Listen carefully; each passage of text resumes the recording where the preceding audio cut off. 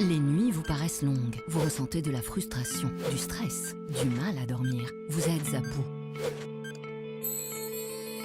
Détendez-vous.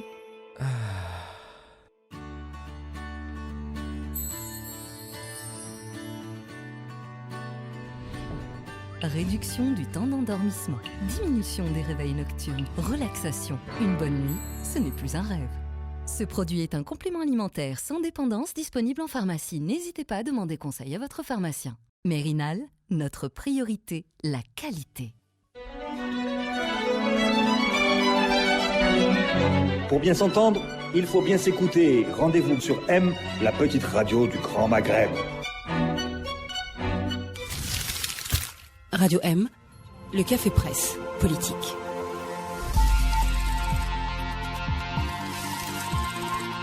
Chers auditeurs, bonsoir. Le CPP a commencé avant le début du CPP. Nous sommes en direct sur Radio M et avec moi pour le café presse politique de ce soir, pour la première fois, 2 étudiants. Je suis très contente. Bienvenue, Yanni Aïdali. Vous faites partie du comité autonome des étudiants d'Alger 2. Et Anis Ben Mesbah. Bienvenue. Merci, vous êtes venus malgré les examens que vous êtes en train de passer en ce moment. Comme ça. Saïd Jaafar, bonsoir. Bonsoir, bienvenue aux étudiants. Et nous avons aussi un invité qui vient pour la première fois, journaliste. Vous êtes Mohamed Belalia, vous êtes le responsable de TSA Arabi. Oui. Voilà, donc on va parler de ce qui arrive à TSA, bloqué pour la 2e fois en une année. Voilà. Qadi Ihsan, bonsoir. Bonsoir. Alors, on va parler de beaucoup de choses dans cette première partie, notamment de la dernière sortie fulgurante du chef d'état-major. Mais avant de ça, je voudrais commencer par une information tragique qui nous vient de Batna. C'est arrivé la semaine dernière. Un enfant de 14 ans, Abdelnour Meddour, est décédé en sortant de l'école. Il a été, selon sa famille et les témoins de la population locale, tué à coups de matraque par un gendarme des gendarmes qui sont arrivés pour séparer des enfants qui se battaient. L'enfant a 14 ans, il s'appelle Abdelnour Meddah. Il y a eu des manifestations demandant justice, demandant une commission d'enquête, et on n'en sait pas beaucoup. Il y a pas beaucoup d'articles de la presse sur ce cas. Et j'aimerais juste, avant de commencer le CPP, qu'on écoute le son de son oncle. أنا عم عبد النور مداح الضحية المتوفاة بسبب العنف الدركي الوطني. للأسف الشديد انقلبت الموازين وانقلبت الأعراف. أصبح الدركي اللي يحمي الوطن ويحمي المواطن عاد يقتل في الوطن ويقتل في المواطن، يقتل في البراءة اللي ممكن تصبح خادمة للوطن في يوم ما. للأسف الشديد هذا هو الخير تاعنا. لقد صدق من قال تقي شر من أحسنت إليه. كان شعب بوزينة هذا كان يسهر ليالي بأولاده برجاله بشيوخه بنسائه باه يحقق الأمن للدرك الوطني هذا. للأسف الشديد هذا هو الجزاء نتاع الناس المحسنين. بارك الله فيكم يا أيها الدرك الوطني. كنا نحرموكم، كنا نوقفوا معاكم، كنا نجيبكم المؤونة، كنا نخبروكم نعطوكم الأخبار، وبالتالي قتلتوا فينا البراءة. واش قتلتوا؟ شكون اللي رايح يسمح هذاك المسجد بلاصتو في المسجد فارغة، بلاصتو في الدار فارغة، البسمة هذيك حرمتونا منها يا أيها الدرك. ما نضربوا والو، احنا ماناش تاع مشاكل، ماناش تاع مشاكل، احنا نضربوا حق ولدنا، ولد الشعب، ولد تاقوس. Voilà, c'était la voix de l'oncle de Abdelnour Meddah. J'espère qu'il y aura une véritable commission d'enquête et que la justice sera faite. La violence des forces de la répression continue, ça ne s'arrête pas. On commence la première partie du café presse politique. On voulait discuter de la conférence nationale. Ah, j'ai oublié l'image de la semaine. Merci de me la rappeler. J'ai un mal de tête. Oui. Déjà une image. Oui. Saïd, tu veux commencer? Tu as une image de la semaine. La mort du président égyptien élu, Morsi. Mohamed Morsi, oui. Dans une prison, sous une dictature atroce, parce que c'est là une dictature militaire, brutale et violente, et qui mène réellement l'Égypte vers de mal en pire, vers la ruine et de plus en plus de violence. Voilà. Oui, en plus, ils l'ont laissé, quoi. Il a eu une crise, ils l'ont laissé mourir sur place. Ils ont attendu 30 minutes avant de lui apporter des soins. Ersan, tu as une image de la semaine? Écoute, la même, un choc, oui. un vrai choc. Je voudrais juste noter que nous sommes le 19 juin. Oui. Que la problématique du pouvoir militaire est une problématique algérienne. Je pense que la révolution du 22 février est en train d'essayer de sortir l'Algérie de l'ère géologique du 19 juin et que bon, encore une fois, aujourd'hui on est dans un face-à-face avec l'armée. Voilà. Le peuple est définitivement dans un face-à-face avec l'armée et j'ai pas beaucoup d'exemples dans le monde où une dictature militaire ou un coup d'état militaire est dans la durée provoqué quelque chose de bon pour les peuples en question. Mohamed, tu as une image de la semaine? Bien sûr, تفضل. Oui. ربما الصورة اللي تأثر بزاف في الأسبوع هي كما قال الزميل هي صورة الرئيس المصري الذي انتخب لأول مرة بطريقة شرعية في مصر وهو محمد مرسي. ربما لا نتكلم عن الوضع السياسي وبعيد عن الوضع السياسي هناك جانب إنساني أثر كثيرا في هذه القضية وهو ترك سجين مهما كان أن يموت في بعد ما حصلوا نوبة لمدة 20 أو 30 دقيقة وهذا يتطلب فتح تحقيق يعني دولي في هذه القضية هذه. Anis, est-ce que tu as une image qui t'a marqué cette semaine? Si je pourrais parler de l'image, ce serait de l'enfant qui a été tué par le soi-disant homme qui devrait la main, protéger. Protéger. Oui. C'est vraiment, on se demande vraiment où est la justice en Algérie car avant lui c'était Ramzi Yato et jusqu'à maintenant on n'en sait rien de donc oui. Et nous aussi on a un détenu politique qui est mort, un prisonnier d'opinion qui est mort, Kamel Ben Fakhar, il y a quelques semaines. Oui. Yanni.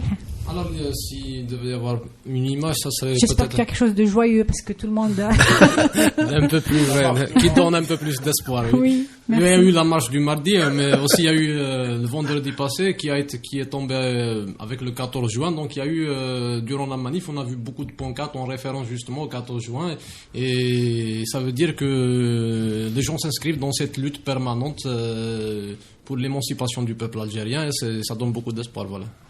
Très bien. Alors le 14 juin nous mène directement à Gaïd Salah qui a fait une sortie aujourd'hui fulgurante. Brandir d'autres drapeaux lors de manifestations par une minorité est une question sensible. Il s'agit d'une volonté d'infiltrer les manifestations. Voilà ce qu'il a dit. Et il a dit que des instructions fermes ont été données aux services de sécurité contre ceux qui brandissent des drapeaux autres que les drapeaux algériens. Donc c'est à la fois, c'est-à-dire il veut bannir les drapeaux berbères des manifestations alors que ils étaient présents depuis le départ et il n'y a jamais eu de friction entre les gens à cause de ça. Donc je crois qu'on est un peu tous, je sais pas, Saïd, tu veux? Oui, c'est totalement inattendu. Moi, pas que des Algériens infiltrent l'Algérie, ça fait un peu risible là. Ils sont chez eux, hein. Je m'y attendais pas parce que à un tel niveau,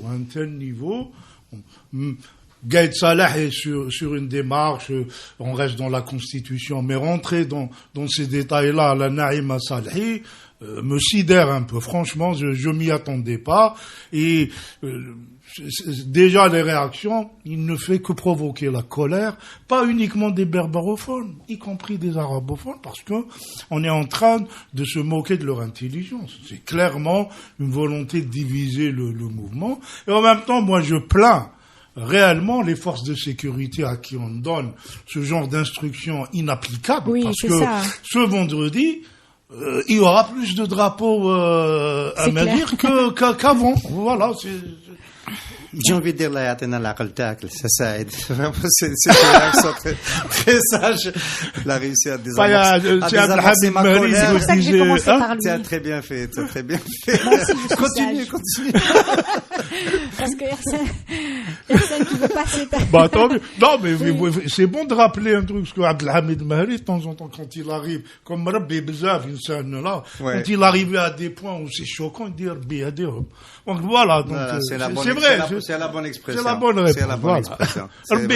C'est vraiment la bonne expression. Mais Yanis ou Anis ou Yani, pardon, vous avez des prénoms qui sont très proches l'un de l'autre. Je suis désolée, je m'excuse, toutes mes excuses. Est-ce que c'est au chef d'état-major de décider de ce qu'on porte, de ce que brandissent les manifestants pendant les manifestations? Enfin, certainement pas. Mais moi, à mon avis, c'est que je suis pas étonné, parce qu'à mon avis, le Gaïd Salah est dans son rôle. Ça confirme juste son virage le virage répressif qu'a pris la situation. C'est pas la première fois qu'il interdit le drapeau. En fait, là, il le dit seulement dans un discours, mais avant, les drapeaux ont été confisqués. Oui. Les drapeaux sont confisqués depuis déjà plusieurs semaines. On interdisait aux habitants d'autres wilayas d'accéder à Alger quand même.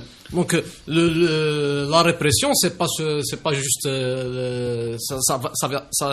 ça confirme juste l'instant. La source. Voilà. Ça confirme le virage répressif dans lequel on est, et ça confirme que Gaïd Salah est décidé à réprimer toute volonté qui va à contresens de la feuille de route qu'il essaye d'imposer à tout prix.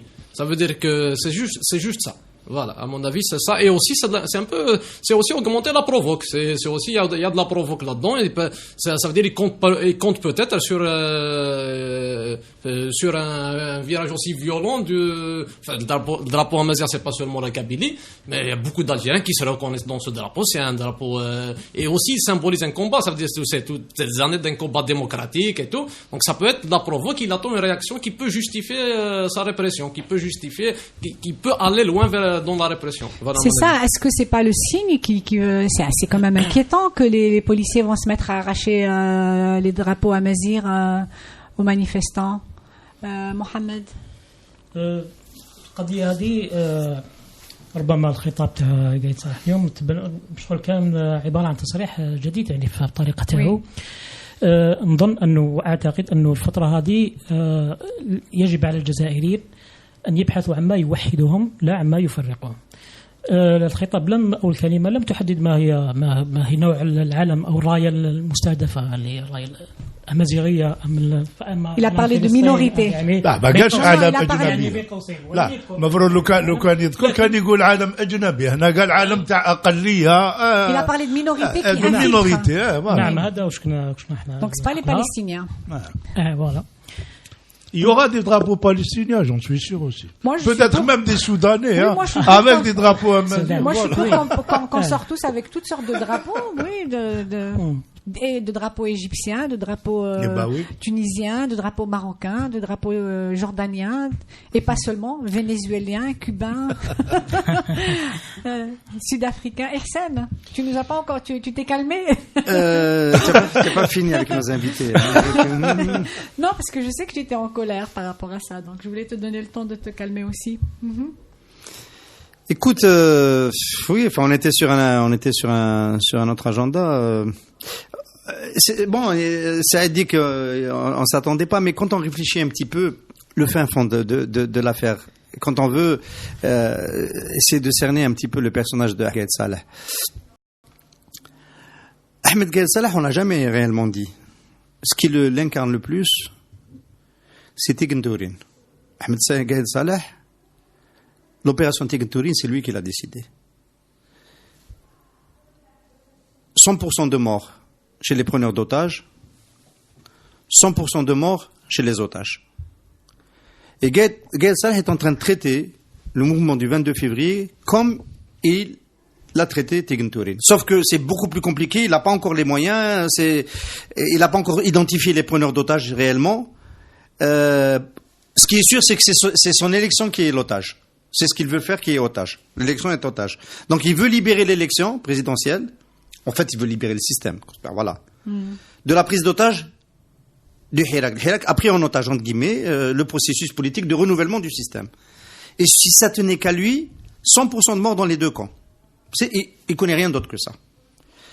Et bon, quand on fait ça, en principe, on ne doit pas être à ce niveau de responsabilité. Celui qui l'a ramené à ce niveau de responsabilité, c'est Abdelaziz Bouteflika. Abdelaziz Bouteflika est en train de payer. Il a son frère qui est en prison. Peut-être que lui va être jugé. Il a tous ses amis qui sont en prison. Il est rentré la révolution l'a fait rentrer dans la poubelle de l'histoire, etc. Mais normalement, aujourd'hui, dans les enjeux qui se jouent aujourd'hui, il n'y a plus Ahmed Gaïd Salah. Avec cette sortie-là, il devrait plus exister. C'est-à-dire, il est plus au niveau de ce qui est en train de se jouer. Voilà. Et donc là, on va attendre à quel moment il va donner l'assaut sur la base de Tigran Théourine, qui croit être prise par le peuple algérien. Quelqu'un de comment? Bon, j'espère que non. Hein, oui, jusqu'à présent, la force du mouvement fait que on reste en Algérie. L'Algérie n'est pas encore Tigran Théourine. Mais moi, ce qui m'inquiète, c'est-à-dire, il y a un discours que développent les partisans de Gaïd Salah, parce qu'il en a. C'est de dire qu'il a une vision, et moi, je m'inquiète, parce que c'est quand même un homme qui a aujourd'hui les pouvoirs du président, du chef d'état-major et du chef des services de renseignement. C'est-à-dire, un peu dans l'histoire de l'Algérie, il y avait que Boumediene qui avait autant de pouvoir que Gaïd Salah.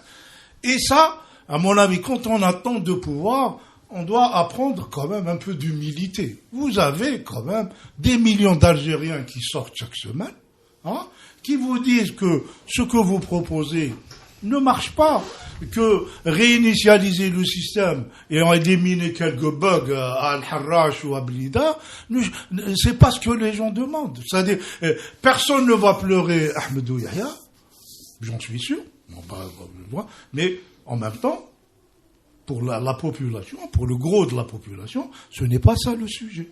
Qu'il reste en prison, qu'il croupisse, mais l'objet c'est que il faut qu'on change le régime pour que des Ouyahia, des Sellal, etc., qui se moquent des Algériens, qui se moquent des deniers publics, ne soient plus possibles. Et donc moi je m'inquiète quand même qu'avec autant de pouvoir, on se permette de faire des déclarations, pardonnez-moi, d'une grande légèreté sur cette histoire de drapeau. C'est inutile, c'est contre-productif, ça ne sert à rien. Et c'est inquiétant aussi. Hein, c'est inquiétant, mais je suis sûr que les Algériens ne sont pas dupes. Hein, parce que il y a quand même un objectif de susciter une sorte de réflexe identitaire entre les berbéristes, les extrémistes de l'autre côté, mais je suis sûr que ça va pas marcher. Voilà, le vendredi, les gens vont répondre tranquillement, paisiblement. Et alors, justement, d'un côté, on voit qu'il y a du côté de la société des gens s'organiser, essayer de proposer des solutions, et de l'autre côté, du côté du pouvoir, pas d'indication. Aujourd'hui, il y a cette sortie de Gaïd Salah, mais il n'y a pas eu que ça.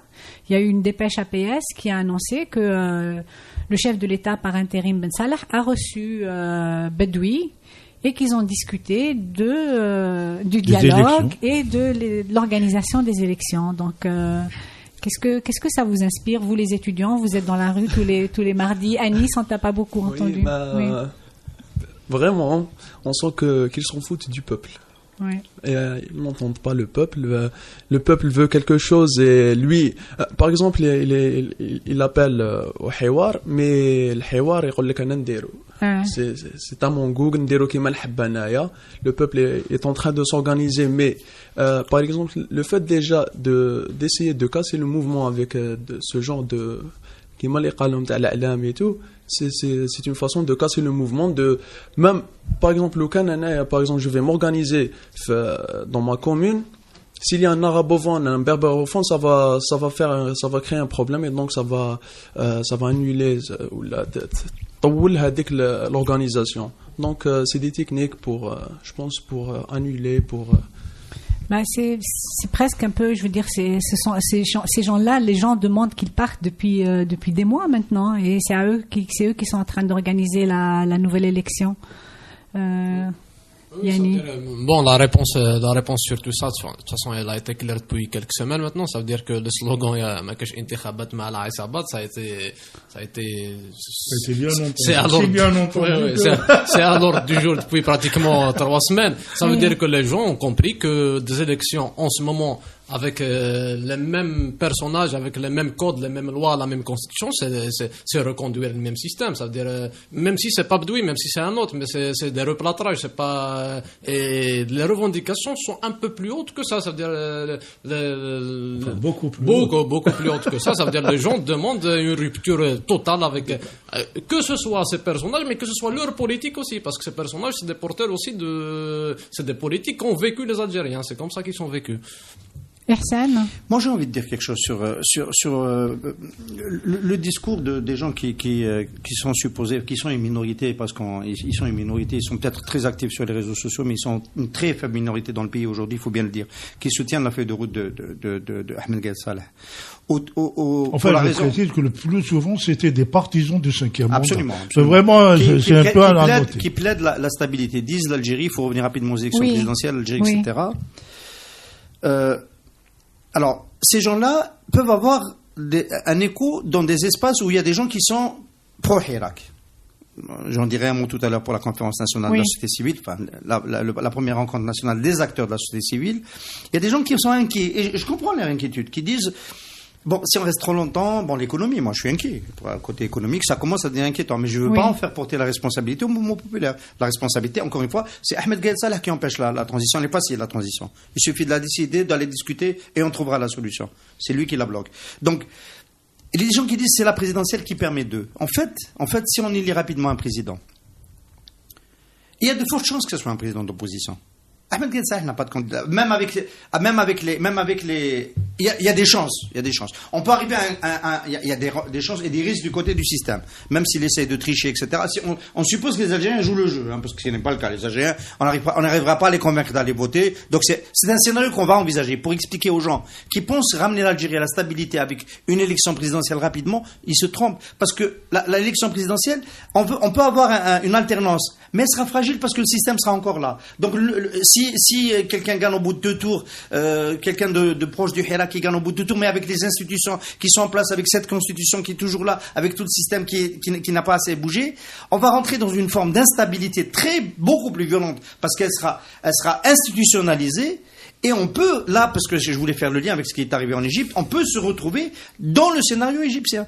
Et c'est encore plus dangereux pour tout le monde, même pour la partie du système qui veut se sauver, c'est pas bon. Donc il y a de la sagesse chez le peuple algérien qui ne veut pas revenir trop vite aux urnes, qui veut se donner un minimum de garantie avant d'entamer un nouveau processus électoral. Je pense qu'il y a une sagesse profonde, il y a une intelligence collective que le système doit comprendre. Voilà, parce que si on va rapidement aux urnes, déjà ils sont pas prêts, ceux du système ne sont pas prêts. Ahmed Gaïd Salah, avec qui il va gagner les élections? Avec qui il va les gagner? Il avait déjà pas de candidats dans l'élection d'avant. Donc même lui et même ses amis parce que moi, devraient réfléchir un petit peu. Même lui, peut-être que stratégiquement dans le moyen terme, ils ont peut-être aussi besoin d'une période de transition. Même eux. Voilà, tout simplement. Oui, mais justement, alors il y a eu, avant de clore rapidement cette première partie, il y a eu un colonel du DRS, un ex-colonel du DRS qui a donné un entretien. Il s'appelle Mohamed Khalfaoui, qui a donné un entretien hier à la chaîne 3 et qui a détaillé une sorte de plan où il dit, en gros, de manière très, c'est-à-dire autorisée, exactement. Merci Hassan.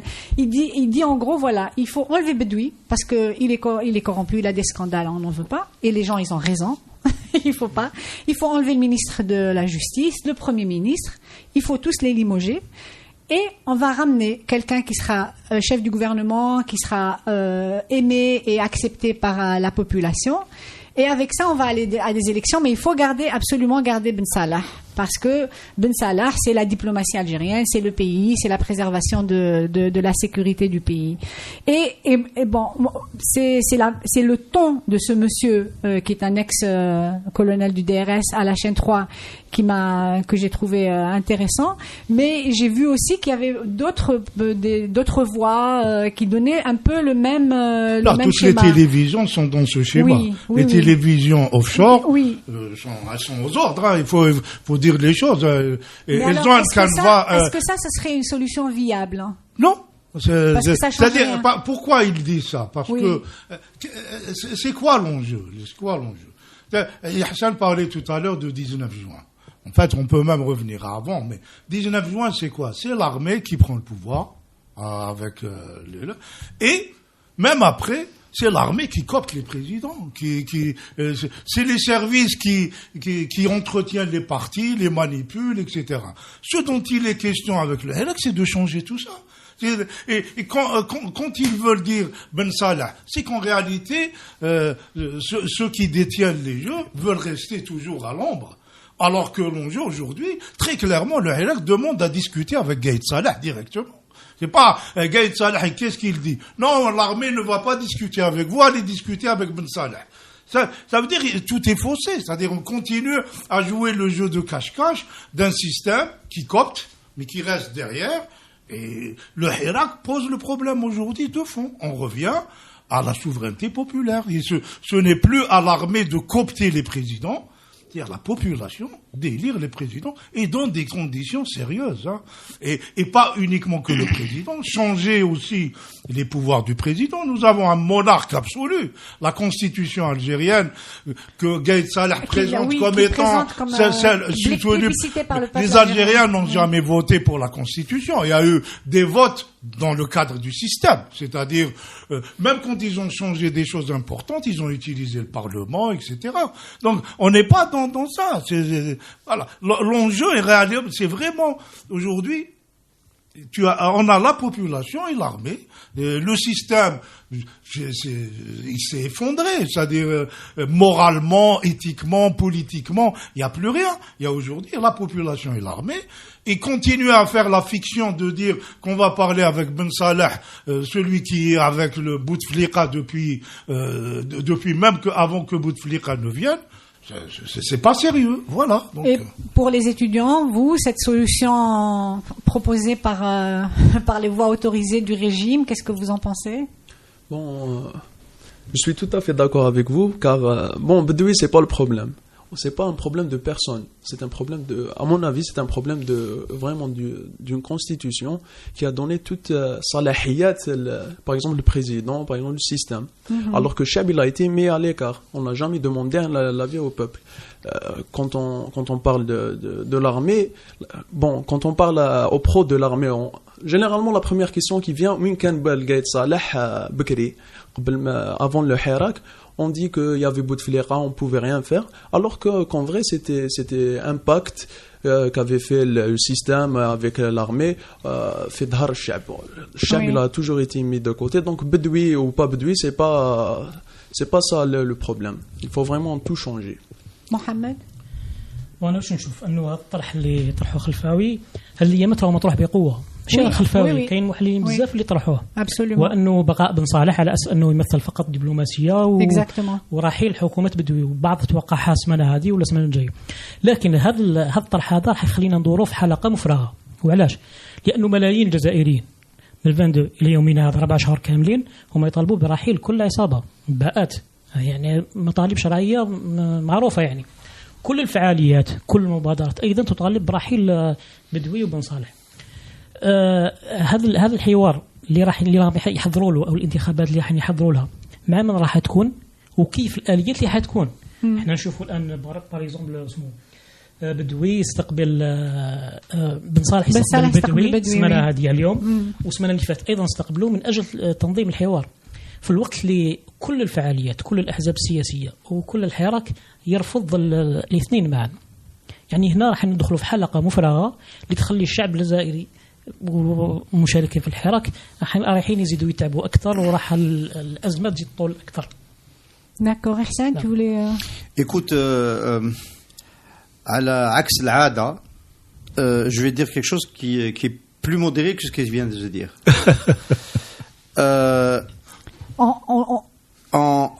Oui, tu voulais dire que ça m'arrivait d'être plus modéré, c'est ça, tu voulais appeler. Non, pas du tout. Moi, je pense que cette option de laisser Ben Saleh plus longtemps, durant une phase de transition, et de céder au mouvement populaire, le gouvernement, c'est aussi une option qui est sur la table de la négociation. Ça peut se négocier, à condition d'accepter, d'ouvrir un dialogue sérieux, d'en réunir les conditions préalables, on en parlera, parce qu'il y a des conditions préalables à l'ouverture du dialogue. On n'ouvre pas le dialogue en continuant, en faisant le discours qu'on a fait tout à l'heure sur les drapeaux, ou là en barrant l'accès à Alger, ou en maintenant des détenus politiques, etc. C'est une option possible, possible, discutable. Moi, en tous les cas, je prends la responsabilité de dire qu'Anna Wahdi, je ne l'écarterai pas. Parce que je veux regarder ce qui s'est passé, par exemple, en Tunisie. En Tunisie, les Tunisiens, intelligemment ils ont renvoyé au palais de Carthage un personnage falot. Mbazza, président de l'Assemblée nationale, في الباردو واحد ما يسمع به داروا في المكتب تاع بن علي زين الدين بن علي. Ils ont dévitalisé la fonction présidentielle qui est le problème dont on parle. Ils l'ont laissé dépérir. Parce qu'il est resté jusqu'à octobre et c'était pas très important. Et tout le pouvoir, l'importance du pouvoir, s'est transféré au Bardo, là où siégeait le gouvernement. Et c'était l'enjeu, la suite de la révolution. C'était le siège du Bardo. La population est venue demander le départ de Mohamed Rennouchi, faire la pression sur Qaïd Sebsi pour les élections de la Constituante, etc. Donc, nous, si la trajectoire de cette révolution-là, c'est justement de réduire les prérogatives de la présidence et de recréer un équilibre où les citoyens, à travers l'Assemblée nationale notamment, peuvent jouer un rôle politique plus important, c'est peut-être pas tragique de laisser quelqu'un comme Ben Saleh, mais à ce moment-là, évidemment, il n'aura pas beaucoup d'importance, de le laisser al-Mouradia et de faire, si c'est le mouvement populaire, à travers une négociation, qui récupère le palais du gouvernement pour construire la période de transition, sa feuille de route, son contenu, ses délais, etc., et les élections par lesquelles on finira avec cette transition, c'est quelque chose de jouable. Ça peut se jouer. Donc c'est pour ça que moi je l'ai... Bon... Le mouvement populaire, il est dans son rôle de continuer à dire, et moi tous les vendredis, quand je marche avec les citoyens algériens, je crie la même chose. Ça, c'est le point de départ sur lequel on peut démarrer. Mais, tactiquement, dans une négociation, c'est quelque chose que moi je n'écarterai pas. Est-ce que ça dépendrait de la personnalité sauf que on n'est pas dans le cas tunisien. Aujourd'hui, Ben Salah, c'est quoi? C'est le paravent au pouvoir absolu, car Gaïd Salah. C'est-à-dire, est-ce que Gaïd Salah est aujourd'hui prêt à céder, parce que c'est lui, c'est pas Ben Salah, est-ce qu'il est prêt à céder ces pouvoirs-là à un gouvernement de transition? L'insistance à aller aux élections, c'est effectivement refuser que le système, quand je dis Gaïd Salah, c'est refuser de donner ses pouvoirs présidentiels à un gouvernement de transition qui prendrait en charge à ce moment-là la préparation d'une élection, etc. Et tout ce qu'il fait démontre que, en fait, le système ne veut pas, il veut réinitialisation rapide et on élimine les scories et on continue. Rentrez chez vous et voilà. Et est-ce que ça dépendrait pas de la personnalité, Hadi, que tout le monde aime? Non, ça dépendrait premièrement. Ça dépendrait. Mais je vais juste. Ça dépendrait vraiment d'une volonté de la part de l'armée. C'est tout. Est-ce qu'il y a une volonté parce que? Non, j'ai trouvé ça énigmatique parce que c'est une personnalité décrite avec précision par ce colonel de DRS. Ah bon? J'ai pas suivi. Oui. Non, je ne dis pas que c'est Hamelouche pour ne pas. Non, il dit pas. Mais il dit que c'est. Si tu veux, je peux te dire exactement les mots qu'il a utilisés. Il a tiré un profil, mais bon, à mon avis, il n'a pas de nom précis. C'est la démarche. Personnage désiré, souhaité, accepté par le peuple qui jouit de la confiance de la majorité de la population. C'est de la poésie. Alors Yanni, vas-y. اسكو هذه التنازلات اللي كان يهضر عليها قايد صالح واللي هضروا عليها بزاف اسكو راهم يستناو صدر الشعب ولا الاحزاب ولا تكون تنازلات من هذا الطرف انه يقبلوا بن صالح وتكون شخصيه مستقله على سلطه تنظيم الانتخابات مع رحيل حكومه بدوي. اسكو هنا راح ندخلوا في هذه التنازلات اللي هضروا عليها من قبل من طرف واحد يعني. On termine avec toi la première partie. Juste pour terminer, c'est que moi je suis dans l'analyse pour dire que ça veut dire qu'il faut à un moment donné dépasser un peu le dégagisme abstrait, ça veut dire tout le monde dira, mais là on diverge un peu sur la vision, ça veut dire il y a une vision d'un changement, d'une transition d'en haut, ça veut dire on discute comment combiner, comment composer avec l'ancien régime, négocier et composer. Ça veut dire c'est une logique de transition d'en haut. Mais moi, je pencherais plutôt pour d'autres dynamiques, d'autres mécanismes. Ça veut dire des mécanismes encore plus efficaces et qui redonneraient vraiment, au lieu, ça veut dire c'est le sauveur suprême. En fait, les sauveurs suprêmes doivent émaner d'en bas. C'est ce qu'on oublie à chaque fois. Quand on parle de la souveraineté populaire, on ne va pas négocier en haut. Ça veut dire on revient à la base et on crée nos propres contre-pouvoirs. Et c'est eux qui peuvent gérer cette transition. C'est eux qui sont à même de gérer cette transition. C'est pas en composant avec Ben Salah ou là en composant avec d'anciens rescapés de régime. C'est-à-dire aujourd'hui, on est nécessairement dans une transition négociée parce qu'il y a Louise Aït Hamadouche l'a expliqué de manière limpide. Il y a 3 types de transition. Soit le régime s'effondre et il y a un mouvement révolutionnaire qui prend le pouvoir, soit la transition octroyée, c'est ce que veut nous donner Gaïd Salah, l'article 102, c'est ça la transition. Soit une transition négociée, et tu composes avec le régime, voilà, pour avancer. C'est ça là, un truc de base, il faudrait prendre le pouvoir. Tu es dans l'hypothèse là, on n'en est pas encore là. Non, on n'est pas encore là, mais c'est des processus. Mais justement, le terme même de transition, c'est aussi le champ des possibilités. Ça veut dire c'est dans quel processus on s'inscrit et dans quel processus dans lequel on lutte et on fait la propagande et on lance les mots d'ordre adéquats pour telle ou telle conjoncture. Moi, je m'inscris justement dans ce processus. Moi, je révolutionnaire. Oui. Quand tu es dans la Silmia, tu es obligé de. On a le défaut. C'est la grandeur et la faiblesse de la Silmia. Ça ne sape pas le moral des étudiants. Non, c'est très bien. Là, il est plus radical que moi, je suis content. Eh bien, on aura aussi leur regard sur la conférence nationale de la société civile dans la deuxième partie. Restez avec nous, on sera de retour dans 2 minutes exactement.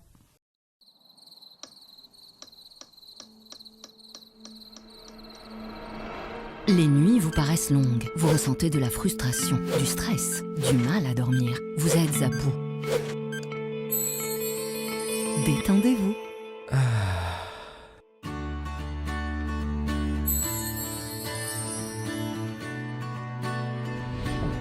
Réduction du temps d'endormissement, diminution des réveils nocturnes, relaxation. Une bonne nuit, ce n'est plus un rêve. Ce produit est un complément alimentaire sans dépendance disponible en pharmacie. N'hésitez pas à demander conseil à votre pharmacien. Mérinal, notre priorité, la qualité. Nous sommes de retour pour la deuxième partie du Café Presse Politique et on va parler de la conférence nationale de la société civile qui a eu lieu le samedi 15 juin. Alors elle réunissait un florilège d'associations, syndicats, même je pense des citoyens en électron libre qui ont dû s'agglutiner ou s'adosser à une... Surtout des collectifs. D'accord, des collectifs. Nés du 22 février.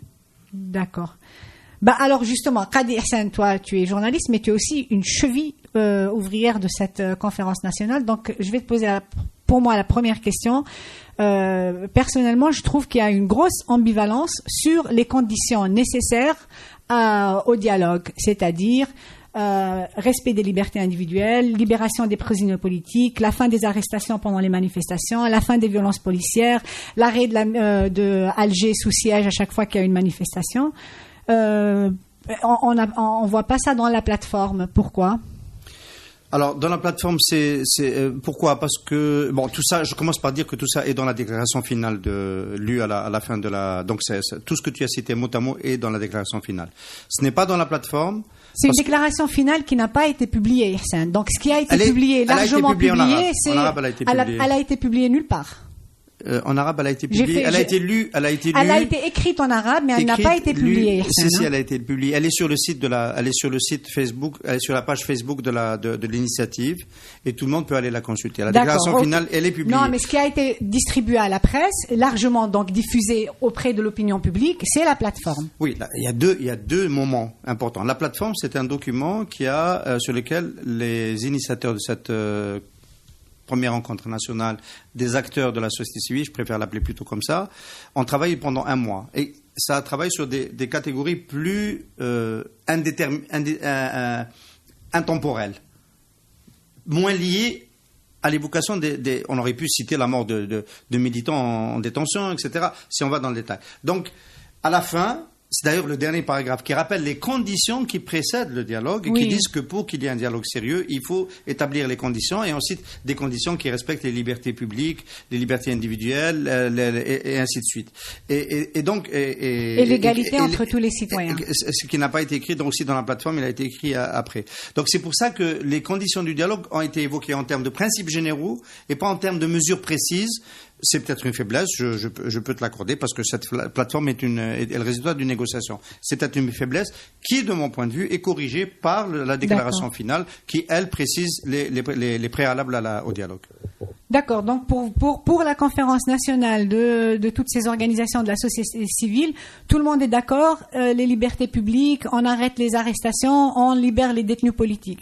Je veux que tu le dises parce que, pour moi, il n'y a jamais eu d'enjeu de ce côté-là. Ah bon? Non, il n'y a pas eu d'enjeu de ce côté-là. Ça se discute pas, ça. L'enjeu de la discussion, c'est comment organiser la transition. Ça a chopé, je pense, au début, les discussions, c'est est-ce que présidentielle ou constituante? C'était ça le gros nœud de la négociation.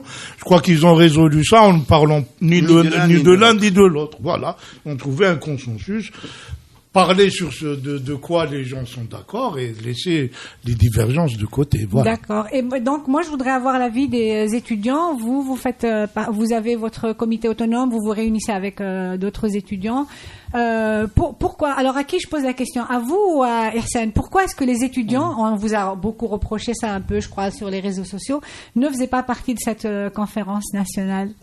Enfin, de notre côté, la réponse est assez simple, puisque tout bonnement, on n'a pas été invité, c'est tout. Mais pour répondre pourquoi, je ne sais pas. Ça veut dire qu'il faut demander aux acteurs qui ont participé. Mais sinon, on n'a pas reçu d'invitation en tant que comité, ni en tant que collectif, ni rien du tout. Ça veut dire, voilà. Et ça vous a pas intéressé en tant qu'étudiant organisé qui participe au Hirak d'aller vous-même vous enquérir de ce qui se passe comme les autres associations? Vas-y, Anis. Oui. Si, mais le fait qu'on n'a pas été invité, on a eu... personnellement, j'ai pensé qu'ils pouvaient, ces personnes-là, qui vont faire cette Nadwa Hadia, ils veulent travailler seuls, ou je sais pas...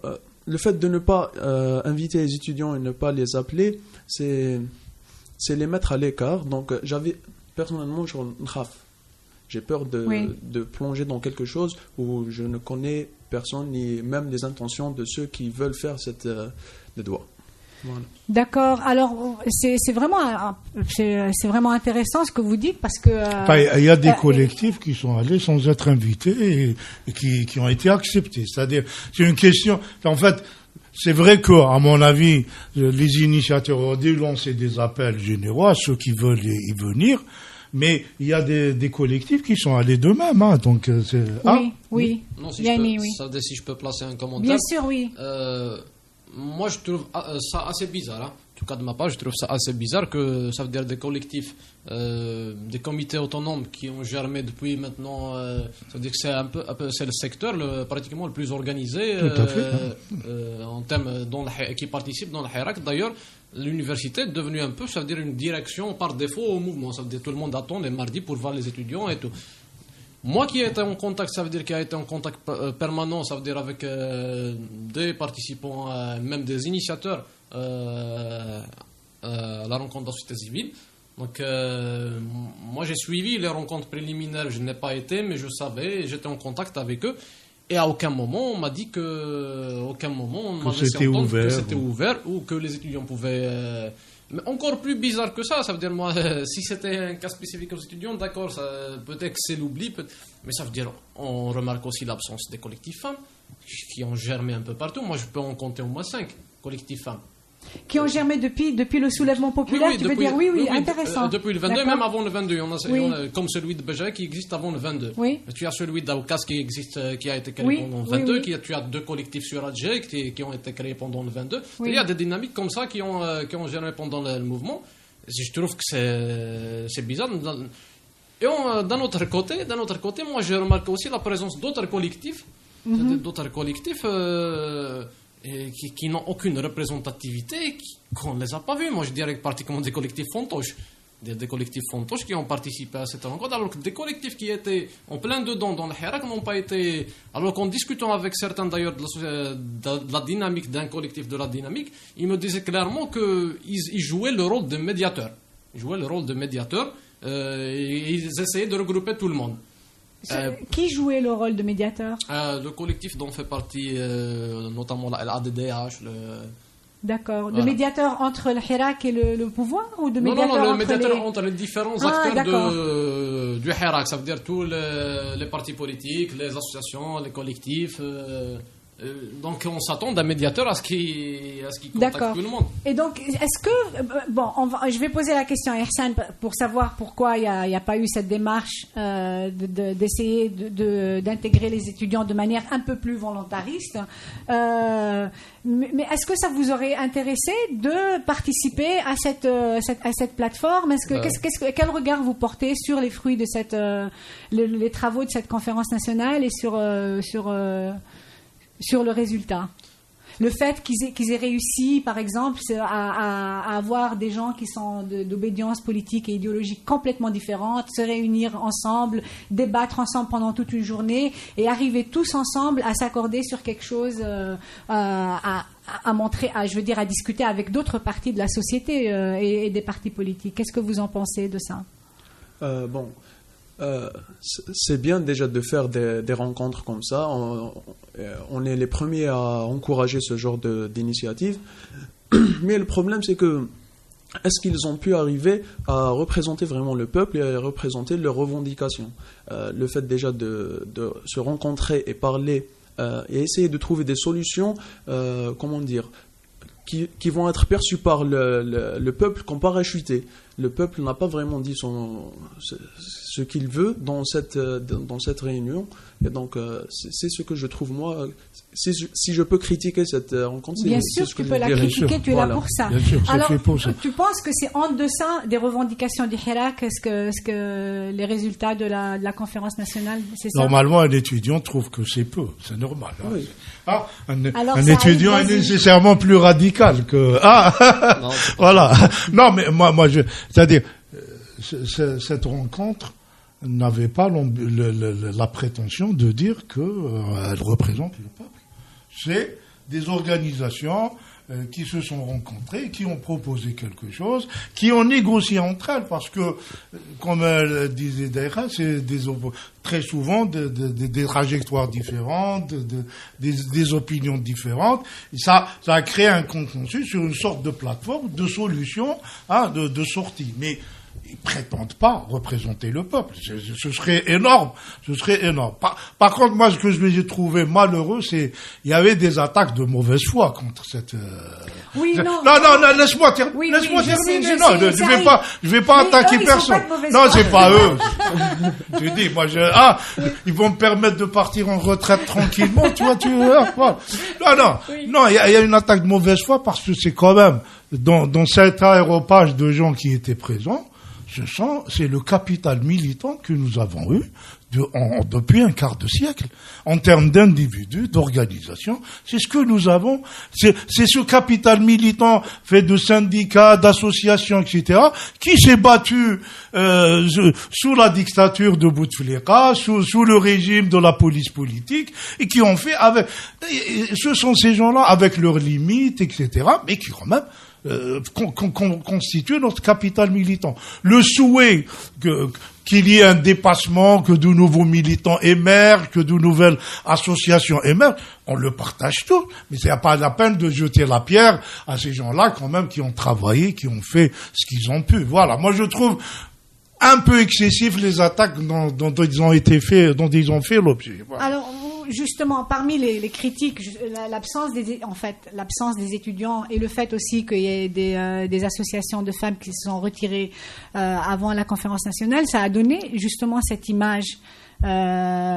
d'une conférence avec des hommes qui ont 60 et plus, un cadre qui ressemble un peu, c'est-à-dire ça a pris une forme qui ressemble pas, qui reflète pas la liberté de temps et qui a été reflétée pendant des mois dans la rue.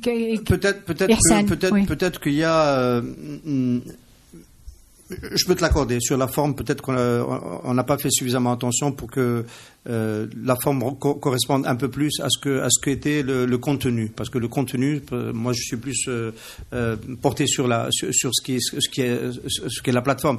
Il faut bien quand même rappeler que la plateforme parle de rupture, de période de transition, pas évidemment pas dirigée par le Ba'at et le système, une personnalité internationale ou Shakhsiyat Wafouqiya, donc consensuel reconnu par le peuple, un gouvernement qui n'est pas celui de lui, qui assure la transition, une commission qui organise les élections, pas seulement qui la contrôle, et une période de 6 mois à 1 année qui ne se termine pas obligatoirement par des élections présidentielles, qui revient à un processus électoral une fois les conditions réunies.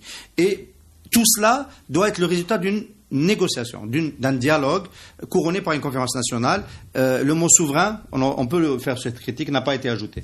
Mu'tamar Watani, Sayyid, dont les décisions sont imposées à tout le monde, ça n'a pas été ajouté. Ce contenu-là, il n'est pas tellement en dessous de ce que fait le Harak. S'il y a quelqu'un qui peut me démontrer qu'avec une plateforme comme ça, on est en dessous de ce que revendique le Harak, c'est vrai que par contre, le point sur lequel cette conférence va plus loin que le Harak,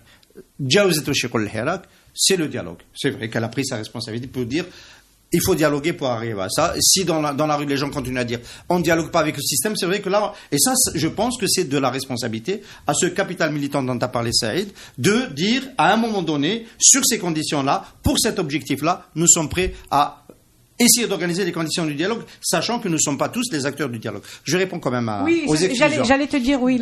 Je réponds aux exclusions. S'il y a bien quelque chose qui était totalement absent de la démarche de cette conférence, c'est l'exclusion. Il y a eu un bémol, peut-être sur la fin, je vais en dire un mot, mais depuis le début, cette initiative est une initiative qui veut intégrer. Cette initiative, c'est d'abord le fait du collectif dont j'imagine que tu as parlé tout à l'heure, qui est celui où il y a la Ligue des droits de l'homme, Raj, SOS Disparu, et tout, on va dire les fa'aliyat al-qariba al-Hirak. C'est vraiment les dynamiques les plus proches du mouvement populaire, parce qu'il y a beaucoup de gens qui ont été arrêtés, interpellés, etc., qui sont dans cette dynamique. Né le 27 février, collectif de la société civile, dans lequel moi j'ai, avec le départ des partis politiques de Mouatana, j'ai pu amener, avec mes amis de Mouatana dans cette initiative. C'est devenu un mouvement de la société civile, de citoyens, sinon on n'aurait pas pu y aller. Donc c'est au titre de Mouatana que j'étais dans ce collectif-là. Ce collectif avait la possibilité de faire une conférence nationale wahdou. Il y a eu un très long débat et le 27 avril dernier, on a tranché. On a dit on ne la fait pas seul. On va vers d'autres dynamiques. Il existe d'autres dynamiques. Ces autres dynamiques, c'est notamment les syndicats indépendants qui ont organisé pendant très longtemps des grèves sous Bouteflika, qui ont un capital de militantisme, qui nous ont apporté la logistique, mais qui ont aussi apporté une certaine vision différente de comment on organise le Hirak.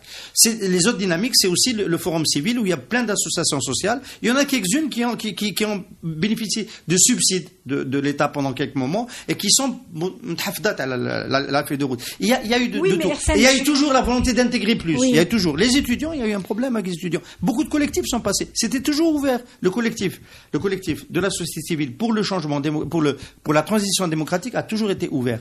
Il y a eu des collectifs différents qui sont venus, mais on n'a jamais réussi à les mettre dans la dynamique centrale parce que j'ai entendu dire notre camarade aussi ici dire il y a eu aussi cet état d'esprit. Oui, mais alors Hirsen, vous avez, on le sait, vous en avez parlé, ça a été très dur, vous avez négocié, vous êtes, c'est-à-dire avec ces autres, je sais pas, vous les appelez dynamiques. Moi, dynamique, ça intègre beaucoup d'associations. Oui, c'est-à-dire des associations, des syndicats, avec ces groupes, avec lesquels vous partagez pas le même degré de de radicalité dans les revendications ou les idéologies, etc.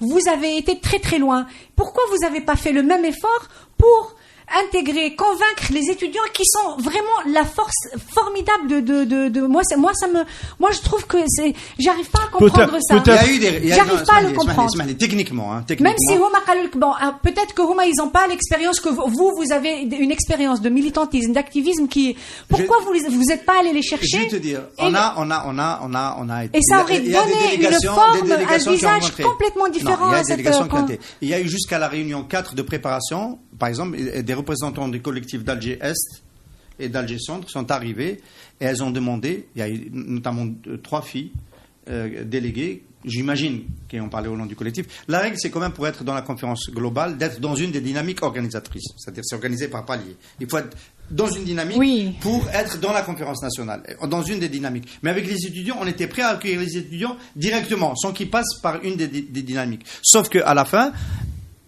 on nous a demandé de rediscuter de la plateforme à partir ça faisait 1 mois de négociation. Et les porte-paroles qui sont arrivés ont demandé elles ont dit, nous, on n'adhère pas à ce texte-là, on veut rediscuter à partir du début. On a dit, c'est pas grave, on fait la première rencontre nationale, c'est comme ça que je l'appelle, et puis on est toujours en discussion, d'ailleurs c'est prévu que les étudiants, dans les prochaines étés, soient présents. Voilà, mais il y a eu cette difficulté-là à organiser les étudiants. Eux-mêmes ne sont pas organisés en coordination nationale. Il faut le noter quand même. Ni même en coordination sur un pôle important comme les 3 pôles universitaires d'Alger. Voilà, ce qui n'est pas plus mal. Ce serait bien que les étudiants aient leur propre initiative. Parce que c'est quand même formidable. C'est-à-dire, pour des raisons bureaucratiques, le régime algérien a créé des centres universitaires un peu partout.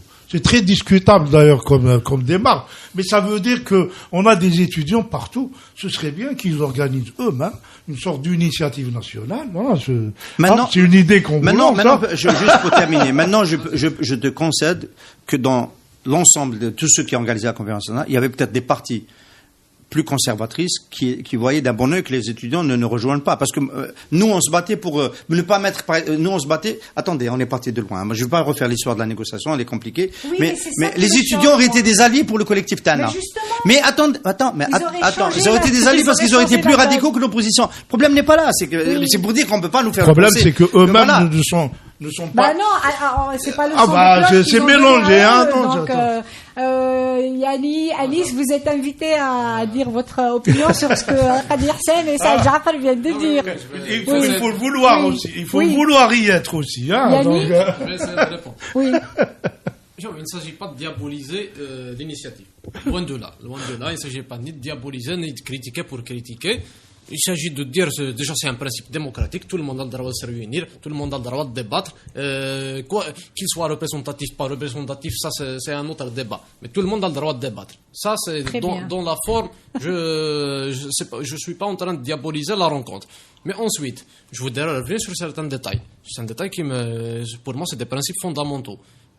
Quand on dit que par exemple le CSA, Confédération des syndicats autonomes, a participé, ça veut dire qu'il est là au nom des travailleurs, eh ben je tiens aussi à informer que ça a été de manière anti-bureaucratique, que le CSA n'a informé aucun conseil, les conseils nationaux n'ont pas été informés, aucune réunion n'a eu lieu. Ça veut dire on peut même maintenant appeler les syndicalistes du CNAPEST, qui est quand même la cheville ouvrière du CSA, appeler le CNAPEST, et ben s'ils ont organisé un conseil national, ils n'ont pas organisé de conseil national. Ça veut dire qu'ils sont venus participer, soi-disant représentatifs des travailleurs, mais n'ont consulté aucun travailleur. C'est quand je disais organisation qui ne représentait rien du tout, mais qui se disait représentatif, c'est là donc ça se joue. Mais ensuite, la prétention aussi, il est où? La prétention pour moi, c'est la société civile. Là, Kader Hassan essaie de nuancer, il disait, d'ailleurs, il ajoutait le mot dynamique, un truc comme ça. Mais quand on nous présentait, on nous disait la rencontre de la société civile. Eh ben non, ce n'est pas la société civile qui s'est réunie. Mettons les choses au clair. Ce n'est pas du tout la société civile. C'est des associations, un groupe d'associations qui ont le droit de se réunir, bien sûr, de débattre, qui se sont réunis et qui ont accouché d'une feuille de route. Maintenant, on va discuter du fond. Quand on dit la feuille de route, il a raison. La déclaration finale a été publiée en arabe. Moi, je l'ai lu. Ah oui, je ne dis pas qu'elle n'a pas été publiée en arabe. Je dis qu'elle n'a pas été publiée dans la presse. Elle n'a pas été diffusée auprès des journalistes. Si, j'ai fait mon enquête. Moi, sur la page Facebook, j'ai trouvé. Non, parce que je l'ai cherché. J'ai demandé même, et j'ai même été accusée d'être francophone. Les journalistes n'ont pas fait leur travail. Alors que non, pas du tout. Elle est sur la page Facebook. Saïd, s'il te plaît, il y a beaucoup de journalistes, c'est-à-dire à qui on a donné la plateforme et à qui on n'a pas dit d'attendre de prendre une déclaration. C'est pas les journalistes qui n'ont pas fait leur. Et puis toi, quand tu fais une conférence nationale, tu envoies à tous les journaux ta déclaration. Dans l'organisation. Surtout que si c'est à la fin, tout le monde est parti.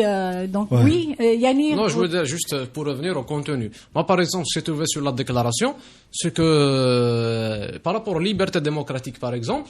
Moi, j'ai suivi la conférence en live. C'était pas le consensus qui a été fait. Justement, c'est sur les exigences comme ça du dialogue. Eh ben, les libertés démocratiques n'ont pas été présentées comme préalables. On peut revenir au paragraphe. On nous dit, on demande je sais pas comment, on attend, mais il n'a pas été présenté comme préalable. Les forces de la société civile demandent la libération des détenus. La version en arabe. Ah, j'ai pas la version en arabe. La version en arabe, il ne pose pas les questions, par exemple, de liberté démocratique. Si. Ou bien la liberté. Non, on peut revenir au texte exact. C'est pas un préalable. Ce n'est pas du tout un préalable. Il demande. Je suis d'accord avec toi. Il demande la libération. Il y a une différence là-dedans. Il y a même une ambiguïté sur le type de détenu. Ensuite, il y a un autre point, c'est qui a été exclu, c'est justement le point de l'égalité homme-femme, qui a été exclu de l'affaire. Revenons à la feuille de route, les étapes qu'ils nous ont présentées sur la période de transition qui nous mènera de 6 mois à 1 année, qui nous mènera vers des présidentielles. Des présidentielles. Des élections plutôt. Pourquoi des présidentielles? C'est un lapsus, là. Il n'y a pas présidentielle. Des élections. Des élections. En retour à Al-Masal Intikhabi. Al-Masal Intikhabi. On ne dit pas de quel type d'élection il s'agit. Voilà, ça n'a pas été. Ça peut être. C'est ouvert. D'accord. Donc une période de transition. Moi, je voudrais revenir sur la durée. C'est ce que je disais tout à l'heure. Ça veut dire, c'est ce que je disais tout à l'heure. Ce qui a été présenté, c'est plutôt beaucoup plus une transition vue d'en haut. Ça veut dire, c'est simple et beau. On nous dit, par exemple, coopter des gens consensuels.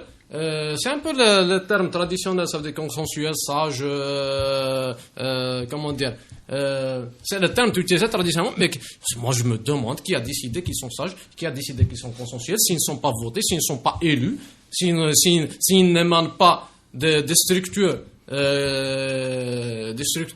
du mouvement. Personne ne les a mandatés et personne ne peut avoir de contrôle sur eux. Ça veut dire même les mécanismes de contrôle, ils n'existent pas dans cette feuille de route. Même les mécanismes de contrôle. Ça veut dire, voilà à peu près mes critiques par rapport au contenu.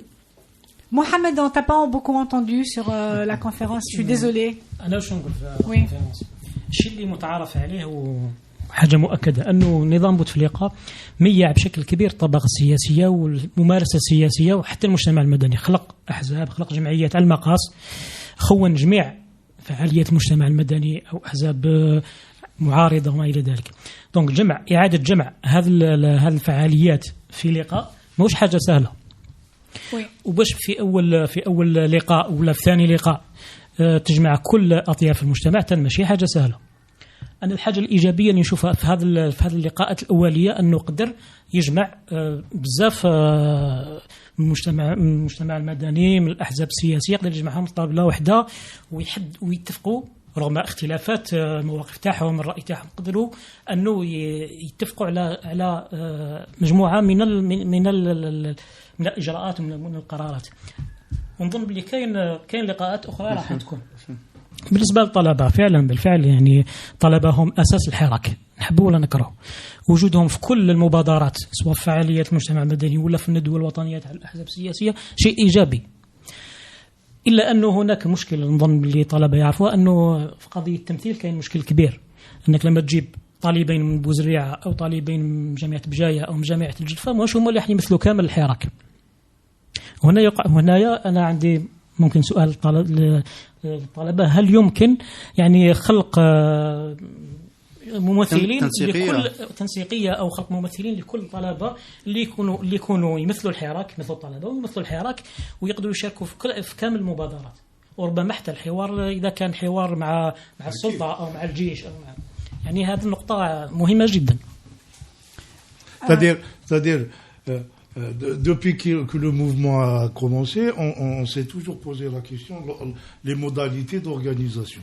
Moi, je me suis toujours dit que les étudiants sont plus aptes à s'organiser que le reste du mouvement, parce que le reste du mouvement, c'est des citoyens, alors que les étudiants, ils sont dans des structures, et ils peuvent créer leur comité, et même créer une organisation nationale. Et moi, je suis convaincu qu'ils sont le fer de lance, qu'ils doivent l'être, et que les élites sortent de là. C'est pas les anciens. Les nouvelles élites, ça sort parmi les étudiants. Ce serait génial s'ils arrivent à le faire. أنا نظن أن الحراك قدر يجمع الطلبة ويقدر يسهل لهم أن يكونوا في تنسيقية واحدة ولا يخيروا ممثلين. Alors, est-ce qu'il y a vous êtes sur des choses comme ça au sein des étudiants, ou est-ce que c'est quelque chose de difficile? C'est compliqué. Oui, c'est compliqué. C'est très compliqué même. Oui. Qu'est-ce que je vais dire concernant la représentation, c'est déjà nous-mêmes, là, quand on est venu ici, on ne doit pas parler au nom du comité. Vous me l'avez dit, mais voilà, on n'a pas été mandaté. Voilà. Donc, question de représentation. Je parle en tant qu'étudiant. Oui, voilà, je parle en tant que Anis Ben Msbah. Voilà. Mais tout le monde ici au CPP parle en son nom propre. Voilà, c'est ça, oui. Qu'est-ce que je veux dire, c'est par rapport à la représentativité.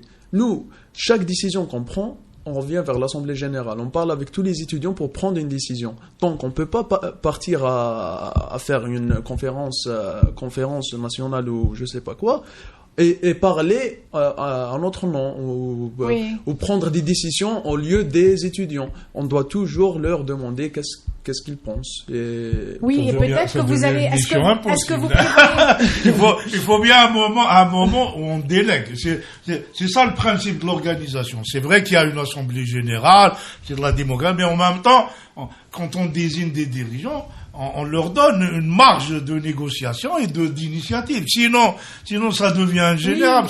Si à chaque phrase, il faut revenir à l'Assemblée générale, ça va être très, très compliqué. C'est presque la fin de l'émission et je voulais parler de ce qui arrive à TSA. Oui. TSA est bloqué depuis une semaine. C'est ça, il y a eu une assemblée générale il y a eu un communiqué du syndicat des éditeurs de la presse électronique. Vous en êtes où? Est-ce que vous savez pourquoi vous êtes bloqué? Est-ce que vous êtes allé vous enquérir؟ تياسا كاين تياسا فرنسيه وتياسا عربيه الاثنين محجوبين منذ اسبوع. انا نقراها باسكو عندي الفي بي ان دونك انا vous les Algériens qui voulaient lire TSA داونلود الفي بي ان وتقرا TSA. دوك اللي خارج الجزائر يقدروا يقراوها واللي في الجزائر عندهم في بي ان ساهل ماهل سبيديفاي. فوالا الى حد الان الاسباب مازال ما على بالناش شكون هي الجهه والسلطه اللي اتخذت هذا القرار وقامت بحجبه. الشيء المتاكدين منه انه ليس خلل تقني، لانه التقنيين تاع تياسا بذلوا كاع المجهودات تاعهم ولقاو انها تتعلق بحجب مفتعل دونك من جهه معينه. وشكون هي الى حد الان مازال ما على بالناش شكون هذه الجهه. كما في 2017 حتى واحد نفس الشيء في اكتوبر. اكتوبر كانت العصابه بين قوسين. الان ما على بالناش شكون اللي راهو راحت العصابه لكن تياسا نفس نو مي انا عندي سؤال فريمون صريح حبيت جو في فو بوزي تري فرانشمون. وعلاش ما كانش pourquoi TSA eux-mêmes? Moi j'ai l'impression que vous faites pas. Moi si on m'avait bloqué mon site je كنت نقلب الدنيا. C'est-à-dire en termes d'information, de communication sur ça. لا احنا تياسا درنا بيانات التنديد، درنا بيان في الموقع، درنا بيان في صفحه الفيسبوك انه تعرض الى الحجب. لكن لما بتعرفيش الجهه اللي قامت بالحجب ما عم راح يديري الكومبا ما عم راح يديري. Non, c'est-à-dire en tant qu'information, c'est-à-dire des articles sur TSA, une bannière qui dit, comme je dis, Anna, par exemple, comme je lis TSA, j'oublie qu'il est bloqué. Donc peut-être qu'il y a beaucoup d'Algériens. Parce qu'il y a beaucoup d'Algériens qui s'informent sur TSA, c'est pas que. Et donc, s'il y avait une bannière qui disait on est bloqué, je pense que ça serait plus. احنا درنا بيانات، درنا في صفحه ايضا درنا نفس البيانات انه تعرضت الى الحجب من جهه مجهوله لا ندري من هي. الى حد الان ما على بالناش شنو هي الاسباب. كانت اليوم نقابه ناشري المواقع الالكترونيه داروا اجتماع اليوم وندوا بهذا الحجب. هناك بعض السياسيين أيضا ندوا بهذا الحجب ونتمنى أنه يتم رفعه في أقرب وقت لأنها وسيلة إعلامية لكل الجزائريين تقوم بعملها الصحفي بطريقة موضوعية ومهنية. الشيء اللي درناه مصدر منذ البداية إلى يومنا هذا أنها مفتوحة لكل فعاليات المجتمع، لكل الجهات، لكل بدون استثناء أي طرف، وهذه من الموضوعية ومن المهنية. Alors juste pour clore sur le front de l'atmosphère de la répression, Louisa Hanoun aujourd'hui elle est comparue, ses avocats demandaient liberté provisoire, c'est comme ça qu'on dit ça, et elle a été refusée. Ali Rdiri il est en prison pour des raisons Il a été mis en prison depuis une semaine parce qu'il sape le moral de l'armée. Ce sont ça les chefs d'inculpation.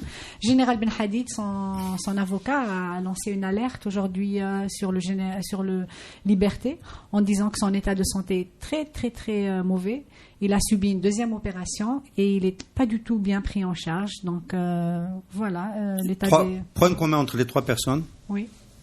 C'est la même personne. Le général, le chef d'état-major, Ahmed Khaled Salah, règle des comptes personnels et profite du mouvement de opération en main propre, etc., pour régler des comptes personnels. Voilà, je continuerai toujours de et la responsabilité de ce qui arrive à Ben Hadid personnellement, ce qui peut-être demain va arriver à Louisa Hannoun qui est fatigué, etc. C'est, encore une fois, je dis, ça l'engage. Je voulais ajouter, TSA, on va pas se raconter d'histoire. Enfin, ça vient de la même, très probablement de la même source. Autant en octobre 2017, on avait du mal à savoir si c'était le clan présidentiel, Saïd, le palais du gouvernement, les services. C'était un peu, voilà. Cette fois, depuis tout à l'heure, on dit toutes les fonctions sont concentrées en un seul lieu. Donc tous les regards doivent se diriger sur ce lieu. J'ajoute juste dans l'appel de SAIPE, donc du syndicat algérien des éditeurs de la presse électronique, qui pose le problème de la liberté de la presse aujourd'hui et qui évidemment évoque la situation de TSA. Nous avons lancé un appel à toute la presse et pas seulement à la presse électronique, parce que il y va cette fois-ci de la liberté de la presse, et dans un contexte comme ça, on peut pas se contenter d'être sur la défensive. On était sur Conquérant il y a 3 mois, il est hors de question qu'on soit que sur des combats défensifs. Donc on lance un appel à tous nos confrères pour défendre la liberté de la presse, et il y a d'autres initiatives là aussi qui ont été engagées vers lesquelles on va converger. Je voulais dire aussi qu'il y a le PT organise un rassemblement de solidarité pour la libération de Louisa Hannoun demain à 10h30 à leur siège à Al-Harraj. Voilà, c'est la fin du... Si personne ne veut plus prendre la parole. Oui, Yannick, je vois que tu juste tu dans le même sillage, je rappelle juste qu'aussi dans la presse, il y a aussi le groupe de télévision Dzaïr TV, Dzaïr News. Donc Dzaïr News, ils ont arrêté de diffuser aujourd'hui. C'est 400, ça veut dire 400 travailleurs de Dzaïr qui vont être dans la sellette. Ils ont organisé, je pense, aujourd'hui un rassemblement à la maison de la presse Tahar Djaoud. Voilà, donc c'est juste pour ajouter ça et me solidariser justement avec eux. Ils revendiquent le rachat du groupe ou bien la nationalisation pour sauver justement les emplois. D'accord, merci beaucoup Yanni, merci à tous les invités, merci à Soumeya Ferkali, la réalisatrice, à Mustafa Ali à l'image et à Hamza qui est notre community manager. La caméra est venue ici. Bonne soirée à tout le monde et à mercredi prochain.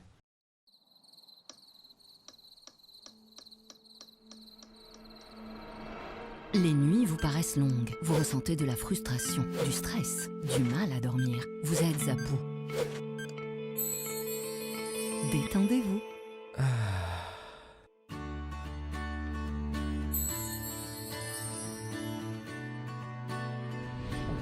Réduction du temps d'endormissement, diminution des réveils nocturnes, relaxation. Une bonne nuit, ce n'est plus un rêve. Ce produit est un complément alimentaire sans dépendance disponible en pharmacie. N'hésitez pas à demander conseil à votre pharmacien. Mérinal, notre priorité, la qualité. Pour bien s'entendre, il faut bien s'écouter. Rendez-vous sur M, la petite radio du Grand Maghreb.